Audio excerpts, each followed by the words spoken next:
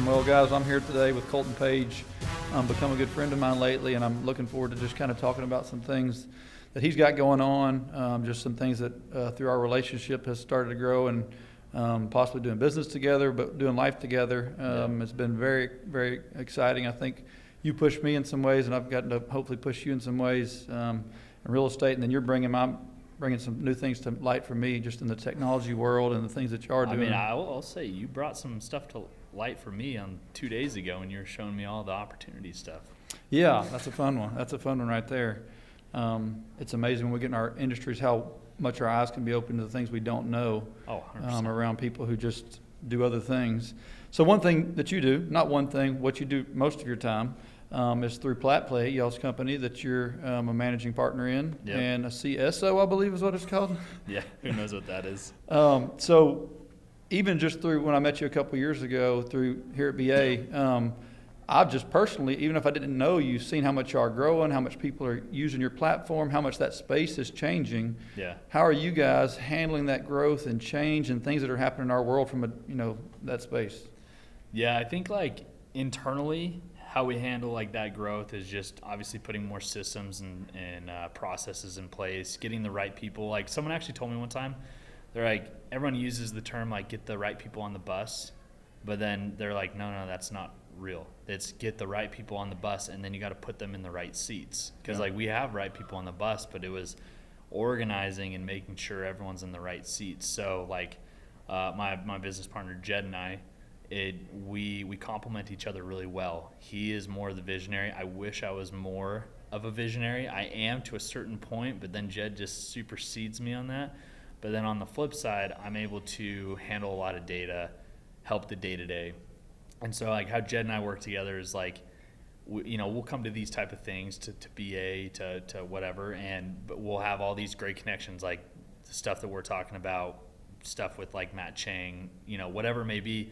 There's a lot of ideas, but as entrepreneurs, we're always just say yes to everything. Mm-hmm. And I mean, you even talked about, you're like, hey, sometimes I got to say no, and it sucks, but I know that I won't be able to do my fullest, like, great job on that project if I say yes, right? And so going back to the question is just like handling the day-to-day and coming back and saying, hey, we have all these ideas, all these opportunities, but we got to filter it. And so Jed and I work together on that, and then what I do is I just run the entire operations, sales, ops, finance, NAB, and then we're trying to get those people in the right places so then thus I can be hanging out with guys like you and getting deals done, right? Yeah. And so and on top of that, like the growth and just where things are going, trying to be more aware of like, hey, there's certain technology out there that we want to be a part of. How do we expand, not just do processing, but add the tech on to help people like you or Matt or whoever, Mike, right? Yeah, absolutely. So.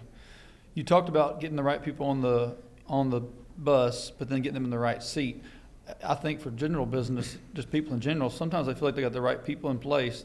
If you had a scale of 0 to 100 and a car could go up to 100 miles per hour, when y'all had the right people in place but not in the right seat, where do you think you were on that scale? And then once you got them in the right seat, do you feel like you're now now we can really accelerate this thing? Did it change? What was the difference in That's a great question, because like, yeah, if you think about it, you're like, if you don't have the right person driving, you're like, I don't want you to go more than like 30 miles an hour, right? Mm-hmm.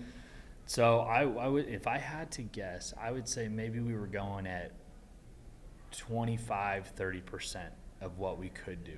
And I think now realistically, I think we're going about 60 to 70. And so we still have more to go to hit that 100. But I think we're getting really close. I mean, we've got some freaking awesome people on our team where it's taken a lot of stress off me, to where they can go, like we're starting a fund, right? And so now I don't have to worry about that as much, and I can keep worrying on the day-to-day. The engine, that's what I call it. We have like 4 pillars in our ownership group, and it's like one is the engine, one is the stack, one is the fund, and so it's like then I can, if they're worrying about the stack or the fund, then I can worry about the engine that fuels everything else, right? Mm-hmm. And so, yeah, we're not there yet. I want to get to 100. We're probably like 60 to 70 realistic. Do you have a core, as business owners, there's so many things, like you mentioned, we can chase after, we can pursue. There's so many shiny objects out there. Y'all kind of sounds like you got your people in the right place. or right people, right place, and you've got focuses that you can go in, do you have any kind of specific, this is the next big step for us, like we're focusing on certain kind of technology or this kind of partnership or pursuing anything particular? That's hard because I actually talked to someone yesterday and they're like, Colten, obviously like no deal that comes to you will probably be a bad deal, because if it is a bad deal, you would just say no anyway. So every deal that you're trying to decide between is like a good deal, right?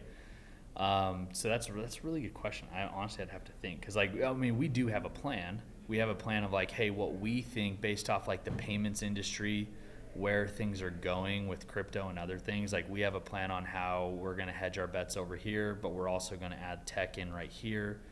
But I don't even know if I could answer like if there's like a blueprint. I do follow like Alex Armozzi, Grant Cardone, and some of their scaling protocols. But really, you still have to be forward thinking, and as an ownership, you got to have good ownership, good relationship to be able to talk through things and understand where someone else might have a better idea, and or you have to support them, right? So to answer your question, I honestly I don't really know. I know what we're doing, but I don't even know if it's right. Yeah, right. You're just taking that step, but with the right people in the right seats, you're in a position where if you make their own decision, you can adjust quickly, you can change, you can make the best of it. So that's a beautiful place to be. So you mentioned payments, and that's obviously what y'all do, PlatPay. Yep. I think of someone like myself who just uses credit cards and we just pay somewhere, we don't think a whole lot about it. Yeah. And you think about the innovation in that space and crypto, and people hear about digital assets and all the different currencies around the world, and you hear about all these. What's specific that somebody could, if it needed a dumbed down version of that, what would you tell them that y'all do and that you bring to the table? I'm just like, hey, I need somebody to process my payments. What?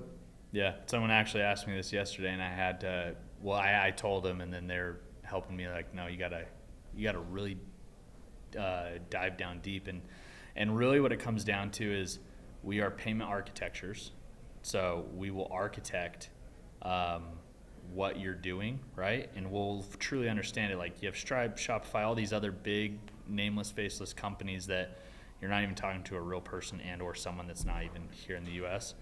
Well, we get on the phone and we really architect and go through and say, hey, how do we make your system better? Not just, hey, how do we switch your payments, right? But ultimately it's to architect it, but to help you. Because if you have a really good business, like this is where I had to dig deep and understand, like if you have a good business, I'm not just getting your payments to make money, but if your business is going to go make a difference in the world, like I need to make sure that I give you the best that I can give. So as you're helping your customers, that's helping and that's spreading, right? And so, and I'm not perfect at it, but like to have that understanding of like, hey, I'm not just helping the company, like my company, I'm not just helping the business we're helping. It's like, hopefully that helps and makes it seamless for them to get customers and to actually push their product and or service and help, right? Just like you do senior living. It's like, hey, what if we could do something to where we have a portal that's way simple and easy to where these senior living, like they can pay through that portal, and like you're making their life easier. You already built them a great home, and now it's just easy to pay the rents or whatever it may be, right? So that's a good question. This is actually a personal question for me. You talk about the Stripes and the Squares and all these big names. Are there certain things that they can do like that's why somebody should go with them? Or can y'all service any size client? Anybody, can you do the same things they can do and even more? Obviously, the personal touch and just the way that y'all have attention on your company is so amazing. Okay, so I think you'll like this analogy because it's a real estate analogy. Love that. But like, so first off, the difference is like they make it pretty easy. So for someone that's just starting out, they're like, oh, hey, I'll just go with Stripe. I just get auto approved and I can get going. But what happens is they don't know your business and they don't care to know. It just, does it fall under our prohibited list or not? And there's horror stories. Like I have a company they were doing $2 million. It was a big event, like a solar event, and Stripe just held 35%. It was like $600,000, something around there.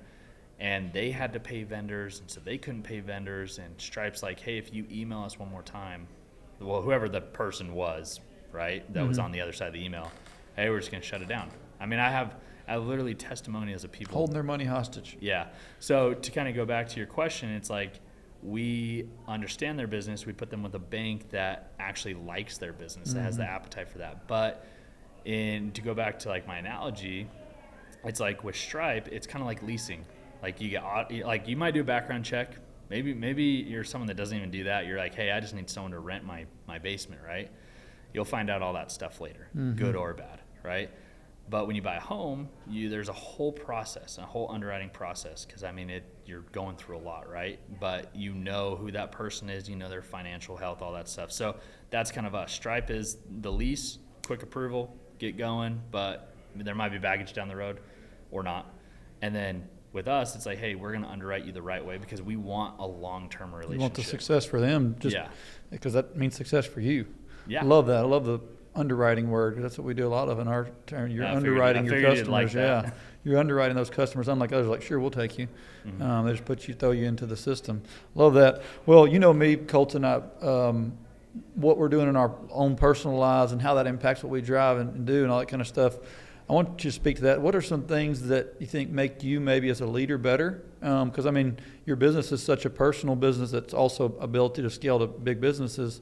But so why would what is Colton doing to better himself, to be a better leader, to be a better service to those who could potentially work with you? Yeah, no, I mean, I think the first thing I think of is I feel like I've been in a leadership position my whole life in one way, shape, or form, whether it was like a church mission or when I did summer sales, I ran a team of like 40 guys. I mean, but if I were to get a little vulnerable, I think I've become a better leader because I think I failed as a leader, and I figured out like what I did and didn't do well as a leader and while I was knocking doors and a couple other things. So I think that's really like when I pivoted to payments, I had to make a choice and truly say, hey, I need to be the example. I need, all these things that I'm like, hey, I can do better here. And then trying to bring that not just to like customers, but also like internally to my sales guys, to my ops, like my operations, right? Is showing them that I'm willing to do, I won't ask you to do something that I won't do, right? And that's easy to say, but then it's actually hard to do sometimes. Absolutely. But you got to follow through with it. Love that. Be an example. Been there, done it, and we'll do it, and I'll work hard. On the side of that, I say the word work hard.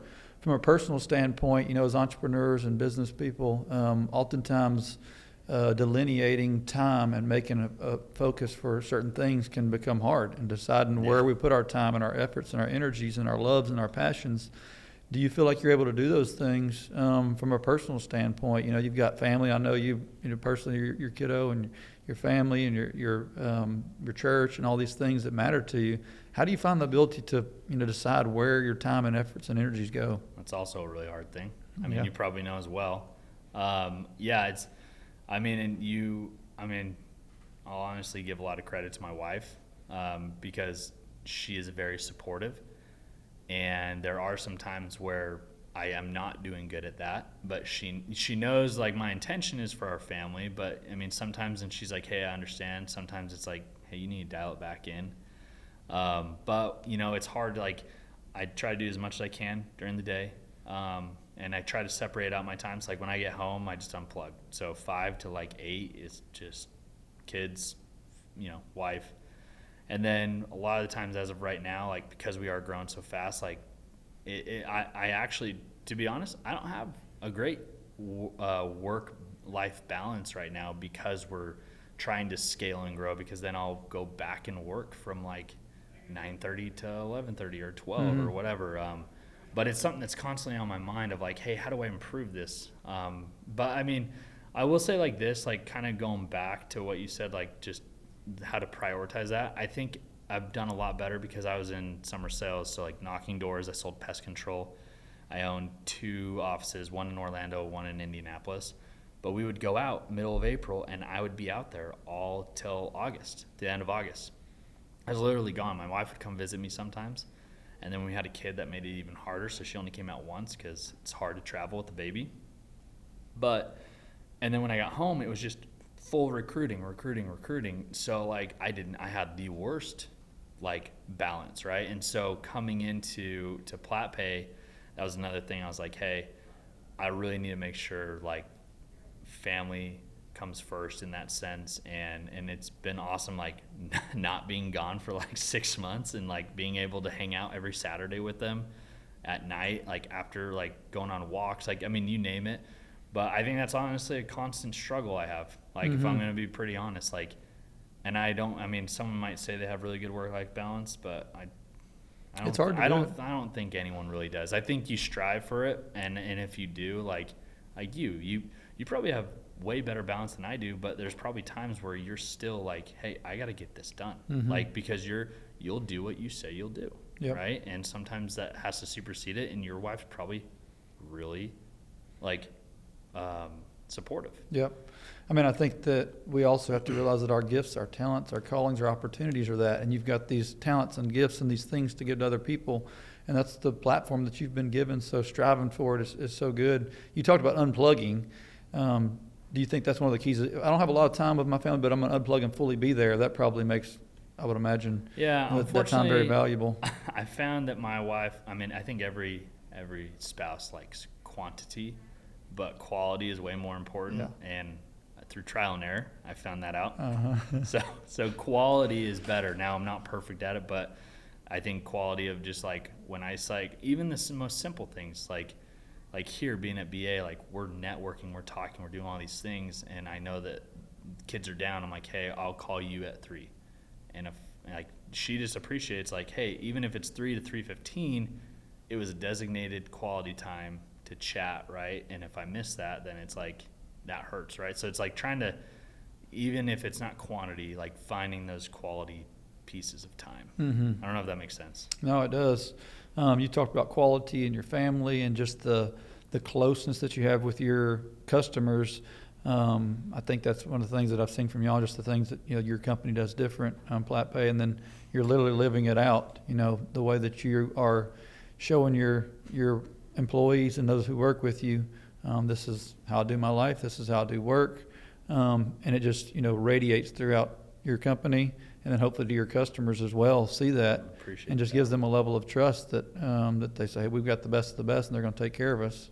Yeah. Because we're all going to make mistakes, but stepping up to the plate when we do is what I think you guys are positioned to do. I appreciate that. I think unfortunately our industry is pretty shady. Yeah. And I mean, calling it out and just being as transparent as possible with our clients, and then on the flip side, like with employees, like just trying to be like a really good example. Like when we're on sales calls, like we don't say that, or we don't do it this way. I mean, I know the industry does that, but like we'll have longer lasting relationships with our clients if we do it the right way. Yeah, building that right foundation from the get-go.